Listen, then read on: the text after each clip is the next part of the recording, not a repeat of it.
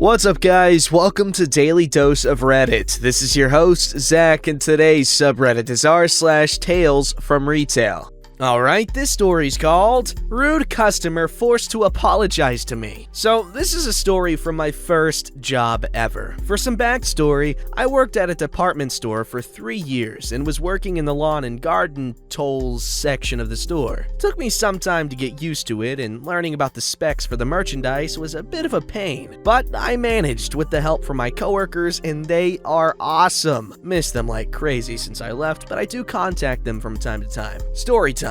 I've been working there for a year and a half by the time, and a pretty big snowstorm was about to hit the next few days, so we had a lot of people in the store wanting snow throwers, shovels, etc. Outside the store, chained up, were some returned or used snow throwers at a lower price, but they make us some decent commission, more if a protection plan was added. This guy comes in, and since I wasn't with anyone at the moment, our cashier directed him to me for help. He comes up to me asking if I could help him with a snow thrower outside, and I said sure. Jerk, as to what I'll refer to him by now going forward, started out decent in the beginning and was somewhat impressed that I knew better ways to take care of the snow thrower. Thank you, V, not using his full name. Those extra details helped a lot. Jerk said he needed to check something else in the store, but told me he'd come back to me when he was finished for the sale. I said sure thing and placed a sold sign on it. About 15 minutes later, he comes back and asks for me to finish the sale. I ring him up with no protection plan since I got this a lot. His friend is a mechanic. It didn't hurt my numbers much since I had sold a much more expensive model with a 3-year plan. The sale is done and I go with him to unlock it since it was chained and had a security tag on it. No clue how that helped, but I didn't care much. And he asks if I can get a wrench to loosen the bolts. We go inside and this is where he went from kind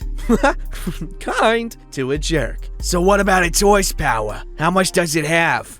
Snow throwers don't go by horsepower. They go by cubic capacity. But do you know the conversion? No, not really. So you don't know much else about this machine then? Just the basics and a bit more how to maintain it? Me not knowing where this is going, but trying to stay polite. Sorry, but when it comes to more details like what you're asking me, I don't really know much else. This dude didn't go livid or anything like that, but was annoyed. He started insulting my knowledge, calling me an idiot, and then said the company hired me because they were sorry for me. I normally am a very patient person, not wanting to argue unless I have to, and I never have been in an actual fight, but I can hold my own if need be. Almost was in one though, but that was before I worked there, and that would be another story if I ever remember the details. Also, I was hired there because my older brother worked for them also as a store manager, so there was a reputation with our name at the store. Him being a store manager and me being one of the top sellers for my department. The manager who hired me didn't know we were brothers until he saw our last name, and this was after he said I was hired. Anyway, I was done with this guy, and I told him also. I went back inside with him demanding the wrench to loosen the bolts, but I told him no and tossed it back in our toolbox. He was annoyed and demanded a manager, which the cashier called to get him to shut up and out of the store. Another coworker went with me with the wrench and loosened it for him. About 5 minutes later, my managers came to the front of the store and asked Jerk what was wrong, and he told them. However, my coworkers heard the insults and told the managers what he said. They called me over the PA system as I was away from the checkout and away from him. I went over and this is what I came back to. You need to apologize to my associate right now. How dare you insult him while he's been nothing but kind and patient to you? We don't take kindly to customers being rude to them. Somewhat half-assed. Sorry. Apology accepted. Good. Now you may leave. We are done dealing with you. The guy left, shaking his head, and I thought he was muttering to himself, but I didn't care anymore. My managers came up to me and said to not worry about him, and that it was a smart idea to get away from him in case the situation escalated. They know that I have a lot of patience, but even I have my limits. We spoke for a few minutes so I can just get that jerk out of my mind, and my floor manager, who was a nice Jamaican older woman and the one who mainly spoke to Jerk, said, I hope that thing breaks while he's using it. He didn't buy a plan, right? I shake my head and she said, Good, cause I don't want him here or the repair center at all. I had a smile on my face for the rest of the shift. That remains my favorite moment of my life to this day. Okay. I currently work in a supermarket supermarket since I didn't return to the sporting goods store because of the pandemic, and my manager there is pretty chill also, and I told him the story and he said that he'd do the same if that ever happened. I had a smug smile the whole time typing this out. Edit. It was a 2-stage snowblower. For some reason, I've just been calling them snow throwers despite the subtle differences, even a little before I left the company due to work becoming scarce, and with the horsepower parts, the snowblower was about 160cc, and even then I didn't remember the conversion, but it's around 5 horsepower.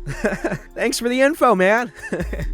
This is what I like to see, people, workers, managers standing up for the worker. It's nice. Makes me think of the sentiment that, coworkers and stuff, they're like your family away from home. Michael Scott would approve. Alright, this story is called Today's My Birthday. It reminded me of another birthday story wherein I got the cops called on me because of misunderstanding. Happy belated birthday, OP. User never. Okay, so I used to work at a video game store a while back. We would take games and systems in for trade. One day, a woman and her son came in and wanted to trade in the son's Nintendo DS to get something else. Sure thing, I can do that for you, I say as I take the DS. I powered it on to test it out, as we do with all system trades, and it plays a startup jingle like most electronics. After I hear the jingle, I smile and say, "Happy birthday!" to the boy. Some of you already know why I said this. If you don't, it will become clear later. The boy's eyes widened in wondrous amazement, and he turned to his mom and said, How did he know it was my birthday? with a big smile on his face. His mother, however, did not have a smile on her face. It was a scowl. How did you know it's his birthday? She asked inquisitively. I started to respond. Well, the DS has, but was cut off by her. Are you the one who's been stalking us? Excuse me? I responded. I was quite taken aback. You're the one who's been stalking us. I'm calling the cops. She yelled. She ripped the DS from my hands and grabbed her son's hand and left the store. She turned to the left and went almost out of view and pulled out her phone. I couldn't hear what she was saying on the phone. I should also point out that I was working by myself at the time, and there had been one other customer in the store near the back. She naturally heard everything. The store was rather small and came up to inquire as to what happened. I say, I don't know. She just freaked out when I said happy birthday to her son and said she was calling the cops. She responded, Oh, she doesn't know about the DS jingle? Evidently not. I mean, I feel for her if she's got some issue or something, but yeah, she just kind of flipped out there. I checked her out, just buying some PS3 games, and I happened to see her trying to talk to the woman when she left. It looked like she was just trying to convince her that it was a misunderstanding, but the woman wasn't having it. She stood there indignantly, with her son, waiting. I could have gone out to try to explain it to her, but I thought that it might just make things worse, so I decided against it. A little while later, another customer came in, and as they opened the door, I heard the mother say, He's a stalker in there. The guy was obviously confused and happened to be a regular. What's that about? Reg asked me. It's just a wild misunderstanding on her part, I say. I explained what happened and we both chuckled. Assuming a cop would come to investigate, I prepared for their arrival by getting out a used DS to demonstrate the misunderstanding. A few minutes later, I see a squad car turn up. The officer came up to the woman and led her away from the store as he took her statement. Reg and I were just waiting for him to come inside. Eventually, he did so. Lady said you're stalking her, he said with a slight inclination that he didn't believe her. I'm guessing she was rambling or something when telling her story. Sorry, officer. I looked to his name badge. Brown? My name's Never, and it's really just a silly misunderstanding on her part. She told you I said happy birthday to her son, right? He nods. Well, the only reason I figured out it was his birthday was because they wanted to sell their Nintendo DS, and there's this feature. I pull out the DS and motion to it. You see, when you turn it on, it plays this little jingle. I turn it on and it plays the jingle. Now, the thing is, if you turn it on the birthday that was set by the user, I go into the settings and change the birthday to the current day and turn it off. The jingle that plays on startup is noticeably different, and turn it on and it plays the special birthday jingle. That's the only reason I knew it was his birthday. Officer Brown seems to understand. He takes my information and thanks me and leaves. I see him go out to the parking lot and talk with the mother. She seemed displeased at first, but appears at ease after Brown demonstrates on the kid's DS what had happened. Even though she calmed down, he appears to urge her not to come back in the store and leave. Reg and I had quite a laugh after Brown left. Believe it or not, I've had a similar experience before this, wherein the mom actually let me explain, and she, the kid, and I were all happily amused. Imagine being that mom. How embarrassing that would be. And imagine being Officer Brown. I mean, he probably has had stupid reports like that, or stupid calls like that all the time. But it's a waste of time, waste of resources. Don't be dumb. Then again, if she was being stalked, I can imagine that being a scary thing, especially if you've got a kid and the person you think is a stalker knows your kid's birthday. It's creepy. So I can understand the woman freaking out, but she should have at least given the guy a chance to explain. But again, understandable. Alright, this story's called Woman Flips Her Lid at Me for Doing My Job. This story starts on a Thursday night a couple of weeks ago. I was on the late shift and one of our heavy lifter guys just got off work and came into the store with his mom to do some shopping. He gets to my register and I'm ringing up his mom's items when he tells me about this lady that was sitting in a chair we had up for auction and that he told her she was not allowed. I look behind him and say that there's a lady sitting in the chair right now.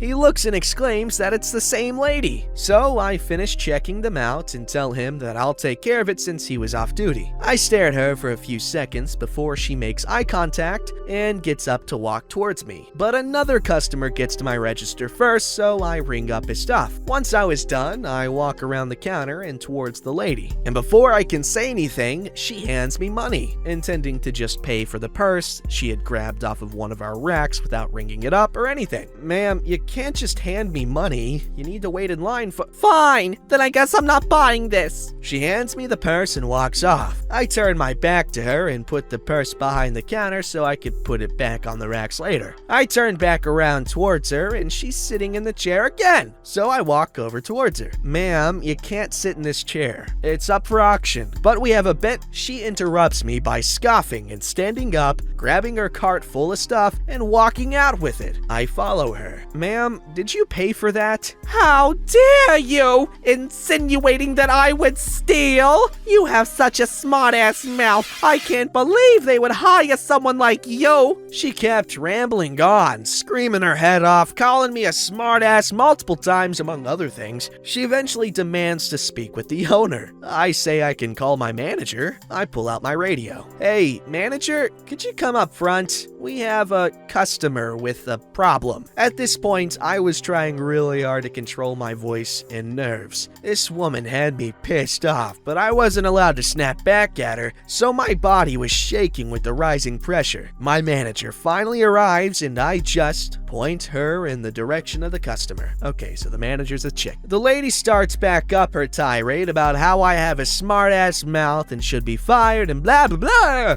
My manager trying to cut in to speak. Ma'am, she's just doing her job. She called me a thief. Do you believe her? I can't believe this place has gone so far downhill, hiring someone like that.